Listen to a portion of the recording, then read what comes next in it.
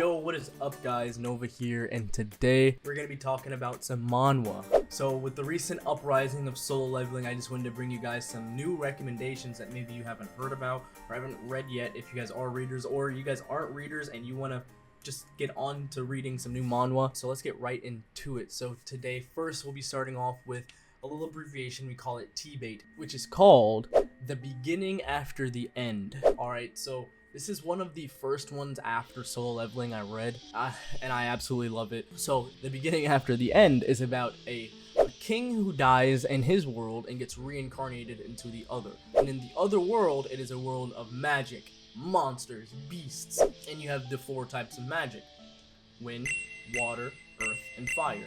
And those 4 having deviants like lightning, gravity, sound, just things like that. Okay, when he is brought into this world, he finds a magic book and he's able to kind of train his magic core from a very young age, which no one in the world is able to do because no one's like conscious at 2 years old. But yeah, so he trains his magic core and realizes that he can see all forms of magic because him training at such a young age. Goes through the story, he gets more powerful and powerful. You get the gist of it. Our main character's name is Arthur. He goes through some trials and tribulations. At like the age of like 4 or 5, he falls down a cliff and meets a dragon. Alright, so I don't want to spoil too much about it, so if you guys want to check that out, it is called The Beginning After the End.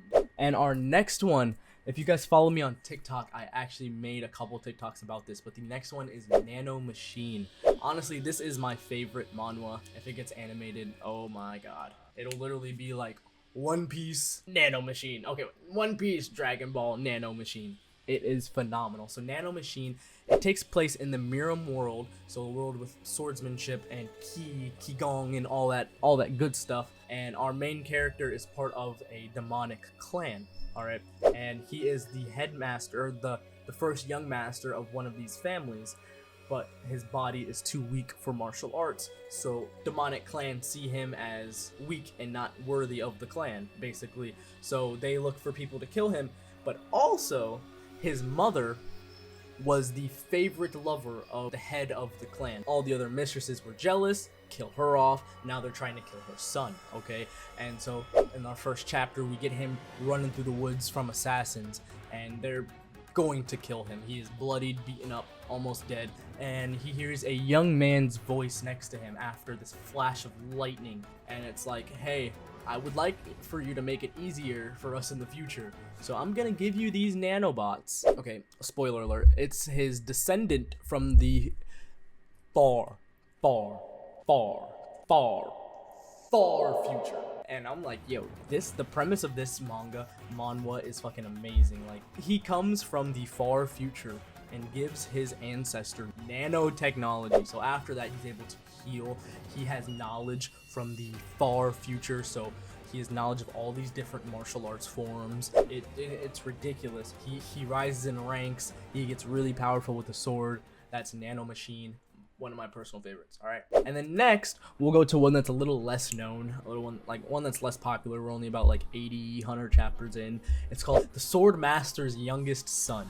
Okay, so in the first couple chapters, it's his previous life, so he gets reincarnated back into himself as a baby. So in his sword master family, this one son was born without the ability to use the sword, so he kind of gets casted away and forgotten about. He dies, and then he gets reincarnated back into his body as a baby, and then realizes that as a baby, someone put a curse on him to not be able to wield the sword. He gets the curse broken and finally becomes the swordsman he was supposed to become. And this is just his path to finding who put the curse on him, which one of his siblings is trying to kill him at the moment, because as a baby, they go to this swordsman, or they go to this like sword garden. Okay, and the baby crawls, touches the sword, and it kind of like predicts like what path they'll take for the future. And our protagonist, little Jin, okay, he touched the patriarch's sword. So future patriarch, none of his siblings like him, except his older sister. You'll find that out though. All right, so Swordmaster's youngest son. I'm completely, well, all the ones that I'm going to be talking about today, I've got like 20 more that I'm reading that I'm all caught up with. If you guys want to talk to me in the comments about them, I will reply, I promise. Swordmaster's youngest son. I'm dyslexic. Picture. Alright, and next we have Legend of the Asura, Venom Dragon. It's on hiatus right now. Our protagonist, he is from a medicinal sect. Okay, this is another one back in the Miram world. Okay, and he's part of a medicinal sect. Okay, the Miram Alliance, the head is called the Jagal family. And the Jagal family are not probably supposed to be the head of the Miram Alliance because they are fucking fucked up, okay? But they kind of, someone orders this poison sect to take out the medicine sect. They annihilate the medicine sect, okay? And one child is left, the grandson of the head of the medicine sect, and he is abducted by a physician in this poison sect, and he does experiments and tests. Like, man, it's ridiculous. And the kid's basically almost half dead every single day. His body gets used to poisons and such, and eventually he ends up getting revenge and killing the guy who captured him, and enacting his revenge for the people who annihilated his sect. The whole story is just how he gets more powerful and finding different martial forms and finding other victims that he can sympathize with to take out the head of the whole entire problem. Okay, guys, so that is Legend of the Asura, the Venom Dragon. The next, it probably should have been above Swordsman, the Swordmaster's Son, and the Legend of the Asura, but it is Return of the Manhwa sect. In his previous life, we have Myung is his name. Yes, Myung. We have Myung, and he is basically like the divine swordsman. He's the strongest supreme peak swordsman in the Manhwa history. He dies almost the entirety of the Manhwa sect, and a lot of the other majoring sects in the area fought the demonic clan to basic annihilation, okay? And after that, he is reincarnated into his younger self into the sect. So he's this divine swordsman. He still has his knowledge and stuff and training etiquette. Ethics? What was I trying to say just now? But yeah, and so he helps because the Manhwa sect had very much declined from the height when he was alive. Because when he was alive, they were like the top sect in the Jiangnu, in like the area, in like the Miram world, okay? Now they are like the bottom. They can barely pay their debts. Their manor is all beat to shit. Like it is nasty. It is beat up. They are not even close to like the middle of the echelons of the sects, okay? I don't want to spoil too much about it because it's very easy to spoil like a good first 30 chapters of these. Yeah, if you guys like swordsmanship, I'll put some pictures of all of them in the video so you guys can kind of see the art and stuff.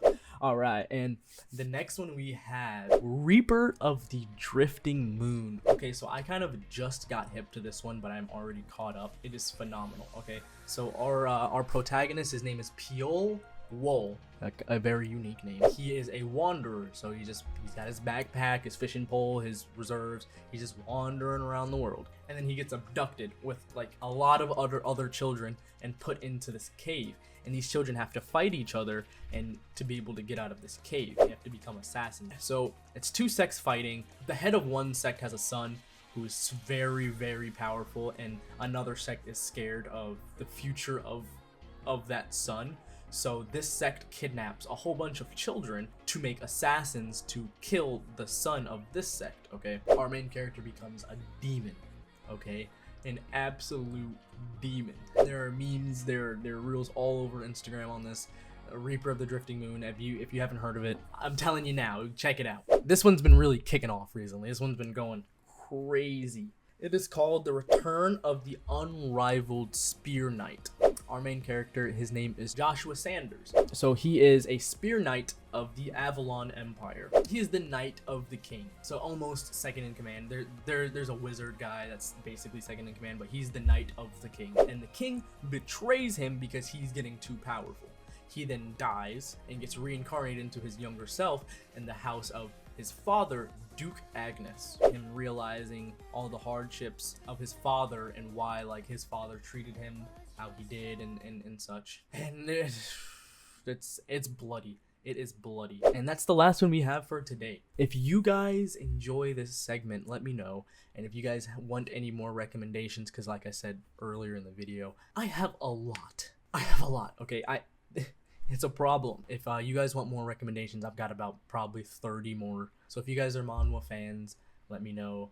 Comment below. And if you guys like the ones that I talked about today, also let me know. Let me know your opinion on them, what your journey was like reading them, because I love talking about it. That's kind of why I made this channel, so I can get more in touch with people like me to find out how they took this. You know what I mean? Let me know, guys. And again, it's Nova Lanes with 2 Z's on TikTok. But thanks, like, subscribe, leave a comment below, and that's Nova out.